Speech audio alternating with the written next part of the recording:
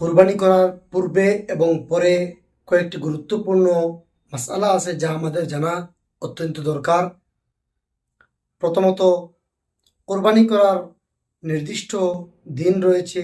10 জিলহজ্জা ঈদের নামাজের পর থেকে নিয়ে 12 জিলহজ্জা সূর্য অস্ত যাওয়ার পূর্ব পর্যন্ত এই সময় কোরবানি দেওয়া যাবে। যদি কোনো ব্যক্তির কোরবানির সময় পার হয়ে যায় কিন্তু সে কোরবানি কোনো কারণে দিতে পারে না, তাহলে তার জন্য করণীয় হলো, যদি সে পশু ক্রয় করে নেয় তাহলে সে সম্পূর্ণ পশুটি সদকা করতে হবে। আর যদি সে কোনো পশু ক্রয় করে না এবং তার উপর কোরবানি ওয়াজিব এবং কোরবানি দেওয়ার সময় চলে গিয়েছে, তখন তার জন্য জরুরি হলো সুন্দর একটি বেড়া বা বকরির যে পয়সা হবে সেই পয়সা সদকা করা। কিন্তু যদি কোনো ব্যক্তি এই কোরবানির দিনে সে কোরবানি না করে কোরবানির বদলা পয়সা সদকা করে দেয়, তাহলে তার কোরবানি ওয়াজিব আদায় হবে না। কোরবানির মধ্যে গুরুত্বপূর্ণ একটি বিষয় হলো যে বড় পশুর মধ্যে 7 জন মিলে কোরবানি করতে পারবেন। যদি কোনো একটি অংশের মধ্যে 2 জন অংশীদার থাকেন, তাহলে এই পশুর মধ্যে কাহারও কোরবানি হবে না। তাই এই বিষয়ে লক্ষ্য রাখতে হবে। যদি শরিকান থাকেন তাহলে এই শরিকানদের মধ্যে ভালো করে যাচাই করতে হবে এবং জিজ্ঞাসা করতে হবে যে এমন কি কেউ আছেন যে যার একটি অংশের মধ্যে 2 জন শরিক, তা আমাদের ভালোভাবে যাচাই করতে হবে। কেননা কোরবানি দেওয়ার পর যদি জানা যায় যে একটি অংশের মধ্যে 2 জন শরিক ছিলেন, তাহলে এই পশুর মধ্যে যতজন কোরবানি দিয়েছেন কাহারও কোরবানি আদায় হবে না। অন্য একটি মাসআলা, যেখানে ঈদের নামাজ হবে সেখানে ঈদের পূর্বে যদি কোরবানি দেওয়া হয় তাহলে কোরবানি আদায় হবে না। হ্যাঁ, যদি কোনো কারণবশত কোনো জায়গায় ঈদের নামাজ পড়তে দেওয়া হয় না, তাহলে দ্বিপ্রহরের পর থেকে কোরবানি শুরু করতে পারেন, কোনো অসুবিধা নেই।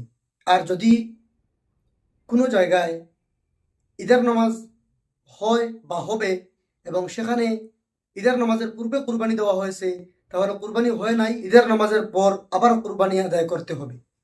হরিণ বা নীল গাই এইরকম পশু কোরবানি দেওয়া জায়েজ নয়, কেননা কোরবানির জন্য শর্ত হলো গৃহপালিত হতে হবে।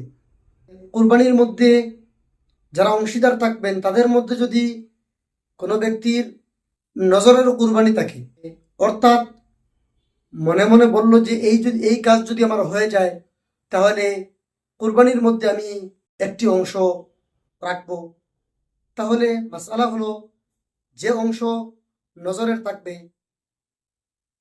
সেই অংশ থেকে একটা টুকরো মাংস তিনি খেতে পারবেন না।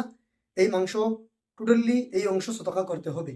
যার কোরবানির মধ্যে অংশদারিত্ব আছে তার জন্য জবাই করা মুস্তাহাব। তার সাথে একটি মাসআলা হলো, বিভিন্ন জায়গায় দেখা যায় যে মসজিদের ইমামকে দিয়ে জবাই করানো হয় এবং পরে কিছু হাদিয়া দেওয়া হয়।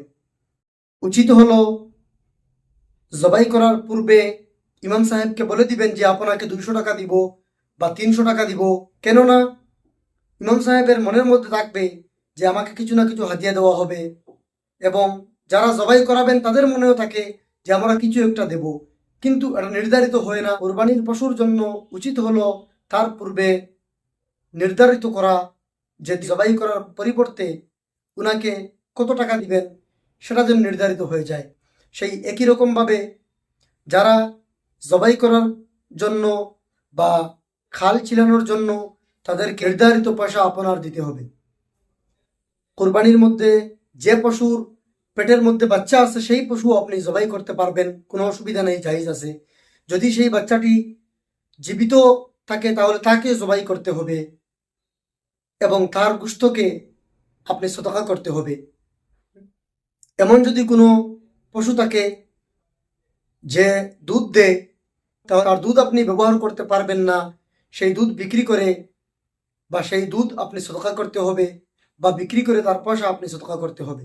সেই রকমভাবে কুরবানি করার পর সেই পশুর খাল আপনি নিজে ব্যবহার করতে পারবেন বা আপনি কাউকে ব্যবহারের জন্য দিতে পারেন। বা আপনি এটা বিক্রি করতে পারেন, কিন্তু যদি বিক্রি করেন তাহলে এই পয়সা আপনি ব্যবহার করতে পারবেন না, এই পয়সা আপনাকে সদকা করতে হবে। অন্য একটি মাসআলা হলো তাকবীরে তাশরিক, যেটা 9 জিলহজ্জার ফজরের নামাজ থেকে নিয়ে 13 জিলহজ্জার আসর নামাজ পর্যন্ত পড়া হয়ে থাকে। সেটা একবার পড়া পুরুষ এবং মহিলাদের জন্য প্রত্যেক ফরজ নামাজের পর একবার পড়া ওয়াজিব।